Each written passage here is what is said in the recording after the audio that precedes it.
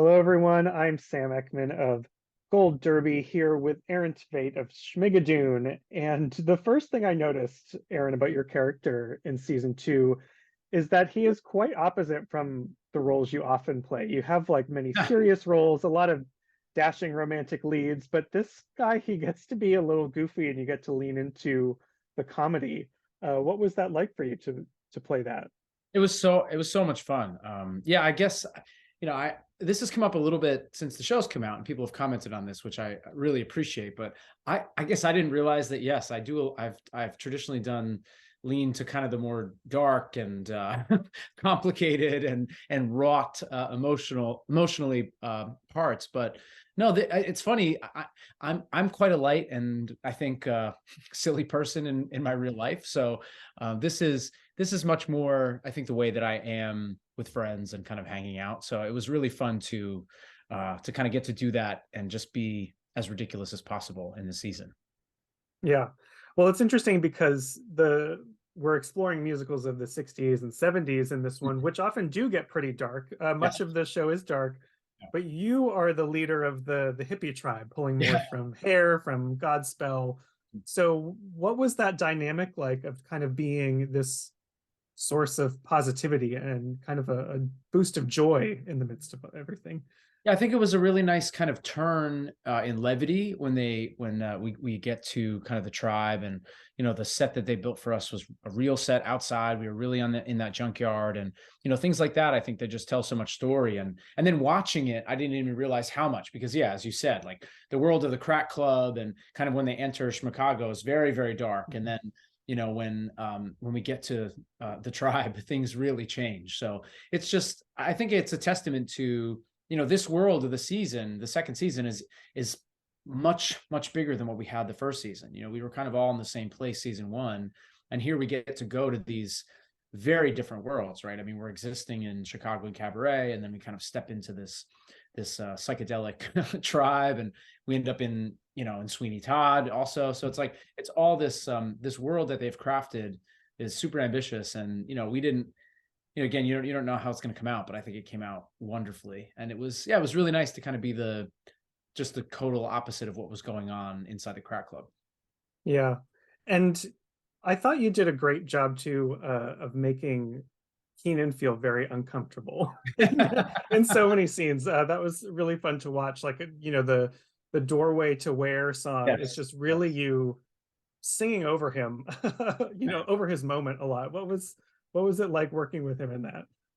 Yeah, it was so much fun. I mean, I've been a huge fan of Keegan's for so many years. I mean, I loved Key and Peele, and so I mean, last year I didn't get to work with him a lot. We had one scene together where I actually like slugged him in the woods. I gave him a punch, but that was what was so fun about this season, is kind of knowing that his character Josh definitely didn't like Danny Bailey season one, and so to kind of play with that a little bit. Like there's a great moment where I'm kind of revealed to him, and the way that he kind of rolls his eyes, seeing that he's going to have to deal with me, is very funny. And it kind of opened the door for me to try to kind of needle him and bother, him as much as possible. But Keegan and I had so much fun doing that. And he's tremendously generous, right? Like he's a wonderful, Mm. wonderful comedian, but he also gave me the space to kind of get to do that with him as well. So I was very appreciative of that, because he's so funny in his own work and in his own right. So for him to leave me the room to kind of get to play with him was very gracious of him. Yeah. And I know last season you got to kind of live out your Billy Bigelow Yes. fantasy. Is there any kind of this song? You have so many different places that your songs pull from this Yeah. season. Was there any in there that represent like a dream character that you've never got to do before? Yeah, I mean, I've never played Billy Bigelow, which was that, and Carousel's always been one of my favorite shows. So that really kind of was like a bit of a bucket list check off. I got to check it off if I never do that. And similarly, this year I've never played Pippin. I've never played Jesus in Godspell. I've never played Jesus in Superstar. I've never done Hair. So I've actually never done any of these shows, but I'm so familiar with them, and I've sang some of the songs before. So it was much like season one. It was really great to kind of get to throw myself into, my ideas of all of those roles, but all at the same time, right? And it's also the way the show kind of turns. I didn't feel like I had to, like, one moment I could, like in that Doorway to Bear, I'm clearly Pippin, and then the Parabell, it's clearly Godspell, and then I'm kind of Jesus, and then Judas. Like, it's so I didn't have to. I didn't feel the pressure to kind of make them all one. I think the show works that I could kind of just turn all these corners at different moments.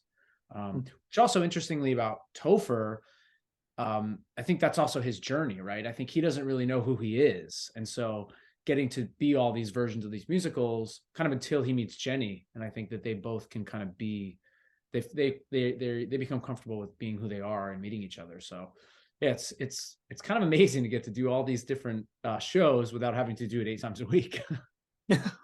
Well, speaking of Jenny, played by Dove Cameron, I don't think you really interacted in season one, but you play off one another so well here. What was it like building that relationship? Yeah, we have one in season one. I think in the finale, we were kind of paired together in one shot that the director had, and we had one look with each other. But then, funny enough, Dove and I were paired together for all the press season one, right? We were, they kind of paired everyone up, and and she's such a pro, and was also very generous, I think, in all of that work that we did together. And I actually think that they saw that we had chemistry, even just kind of doing Zoom interviews together. Right. I think that they wanted to, and maybe from that they kind of leaned all the way in. So it was really easy. But yeah, I didn't know Dove that well. I mean, I'd met her because, again, the first season, because it was the pandemic, we were all so separate, and so unless you were filming with someone, you really didn't spend a lot of time with them. So I think I met her once or twice in the trailer. But this year we kind of really, but we were instantly friends and instantly fell in together, and we have the same kind of approach and work ethic, I think. And but yeah, it was funny enough, it was all the Zoom interviews that we did together season one were kind of how we got to know each other. Is there anyone, that you still haven't gotten a bunch of scenes with that you're sort of saying, hey, if we have season three, this is who I'd like to be picked up with? I haven't had any scenes with Alan. Kristen and I had a little moment season one, but yeah, but even though Kristen and I haven't worked together that much, I've met her through the years, so I feel like I know Kristen. But Alan and I haven't worked together. I'd love to do some work with Alan. Yeah. We'll pitch it to Cinco. We'll put it out into the universe now. Yeah. Well, I was thinking, you have so many songs in this show, and you've done many Broadway musicals, original musicals, where you can spend years developing those. But here, the pace must be so much quicker. What is it like? What is the timeline from getting a song and then having to decide what your acting choices are going to be with it?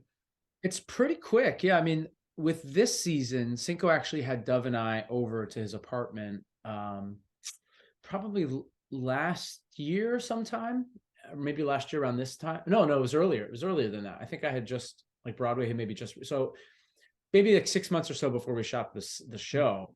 And she sang through Kaput and a couple of her songs, and we sang through our duet. He played me Doorway to Wear. So I'd heard them, a bit further in advance for season two.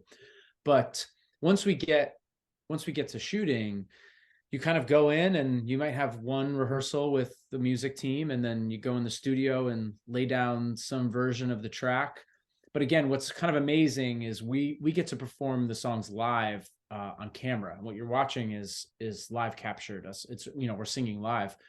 So what's hard, and actually what you said, sometimes if you have to lip sync for something, you have to go in the studio and kind of lay down the track, and then whatever you happen to do in the studio, you have to replicate on camera. So you kind of don't have the freedom to be in the moment and change things. So that's what's really nice, even though it's fast paced with this, is we kind of have a guide track that they put down, but then we have total freedom to be in the moment, change things, and do different choices than we made in the studio with this. So I love that, and I've actually been very fortunate. All the musicals that I've done on camera, which are the latest film, Grease Live, and this, all of them have been live singing. I've never had to lip sing a musical on camera, which I'm very grateful for. And I didn't realize that until we were talking about it somewhere else, and I was like, wow, because when I watch things that are lip sung, there's always that moment where I say, oh, they're lip singing, right? So I love the immediacy that's created, and I'm so grateful we get to do that on this show. Yeah, that's pretty rare that's lucky for Yeah. filmed musicals. Pretty Yes. rare in the Very, industry. very. Uh, well, you definitely sang live recently because you completed another run in Moulin Rouge. Yeah. Uh, what is the experience like of stepping back into a role because so much of the company is different on your second time? What was different for you this time? Yeah, it was pretty surreal because I would be on stage and at moments I would say, I don't know who these people are.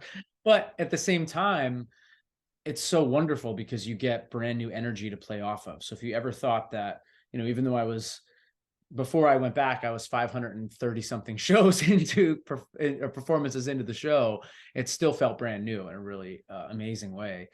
But interestingly, with Moulin Rouge, because of the way that I had it wasn't a brand new experience because the show had kind of been disjuncted. I mean, we did an out of town in Boston, then we had a bit of time, then we opened and did 9 months on Broadway, and then the pandemic happened.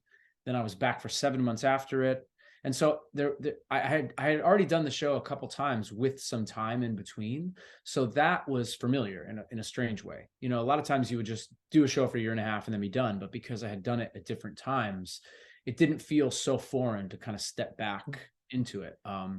But no, it was the group of people that are there now, are just absolutely wonderful, and their energy and the way that they're playing the show. I had such a blast being there, and it also feels like even different from when Broadway reopened after the pandemic. It feels now that the tourists are back in New York City seeing shows, and a lot of international tourists, which I think because of it was still early on after the pandemic and restrictions. It wasn't absolutely the case last year. So it was really wonderful to kind of feel that energy of people really traveling to New York to see a show, really specifically wanting to be there and embracing Moulin Rouge. It was really special to get to go back. And that show is the one that got you your Tony Award. Mhm. And it was a really great moment to watch on the telecast because you got emotional in your speech looking at that Tony, and you said something that I loved about telling stories by the many, not the few, and for the many, not the few. Um, can you expand on that and just why is that important to you in the theater? It was a very special moment, and it felt to me like I've always just wanted to be a part of the Broadway community. I only like I think of myself 20 years ago, kind of studying theater in college, and I just wanted to get to do this, right? I just love to do this, and I wanted to be a part of it. And so to kind of be at that moment, something that I truly never dreamed of, was just so overwhelming. And it made me think of all the people that took chances on me throughout my career that I would never would have been there. And I've been really, really fortunate. And yes, I've worked hard, but I've also had a lot of doors that were open to me that I think maybe aren't open to everyone. And so that's a problem still in our industry. And so I think that as you go on, it's your job to stand up for what I think theater and is at its core, right? I mean, we all got into the theater. Everybody that started to do theater, whenever it was, I think, was looking for some tribe and looking for some place that they could feel accepted and seen and not judged. And it didn't matter, your sexual orientation or the color of your skin or anything about, your gender identification. None of that mattered, right? It was just you were finding some place that you felt safe. And I think that the business of theater doesn't or hasn't always matched up to those ideals necessarily. And so I just think that it's our job to strive to have the business of theater reflect what all of us got into this initially for. And I think that's coming out of the pandemic, we all had there was this amazing cultural awakening of these things. And I think that when anything happens, it's very easy to fall back into patterns. And I just think that, yes, that was a moment that Broadway was reopening, but I just think that we all needed to take a breath and really remember all the things that all the amazing things that came out of that stoppage. So I think that's, that some version of that is, that's a very unelegant way to explain it, but I think that's that's what I meant. And that's what I think it's our job as theater makers and people that get to do a lot of shows just to always be aware of and strive for. Hmm. Well, you've certainly found your tribe on Broadway and literally a tribe in Schmigadoon. So thank you for sitting down and talking with me. It's a great love letter to the theater in this series. For anyone who's watching, make sure you subscribe to Gold Derby. Keep up with us. And Aaron, thank you so much. Thank you, Sam. I appreciate it.